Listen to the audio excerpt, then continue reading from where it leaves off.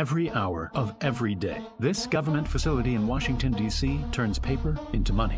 In order to keep up with demand, these machines are running 24/7, pumping out more than $500 million into the U.S. economy every day.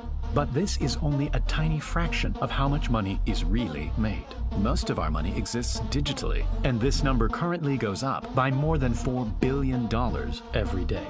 But where does all of this money come from? Before it ever reached your bank account, it changed hands countless times, passing through people, governments, and businesses, all after being simply typed into existence on a computer. We modeled the entire thing to show you how money really works, and how it drives the country, inflates prices, and ultimately puts you in debt. But in order to fully understand how we got to this point, we need to go back to a time before money. If a farmer, thousands of years ago, needed a new tool, he'd go to the local toolmaker to buy one.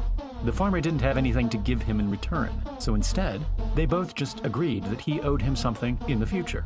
Because the toolmaker trusted the farmer, his promise of future value was an acceptable form of payment. Sure enough, 2 weeks later, the farmer came back and gave him some food from his farm. To make transactions easier, people started to pay using more commonly used items like cattle, grain, and salt. Everyone needed these things, but they were hard to come by, and that's what made them valuable.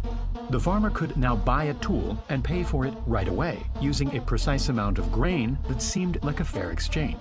This made transactions quicker, and both parties would leave with something valuable to them. But eventually the demand for trade was too much, and paying with a random mix of bulky objects wasn't good enough. People eventually settled on using metal coins, like gold and silver, since they were small, extremely valuable, and would last forever, unlike cattle or grain.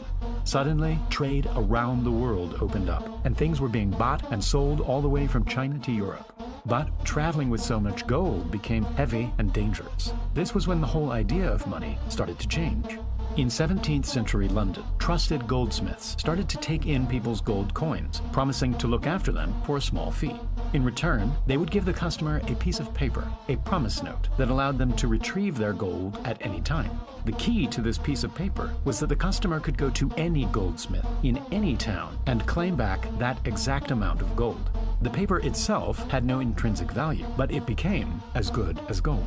The notes were so convenient that people started simply exchanging them to buy and sell things. The goldsmiths realized that most people weren't actually coming to retrieve their gold, and so they started loaning out fake promise notes to customers, instant money that had to be paid back with interest, making the goldsmiths a small profit.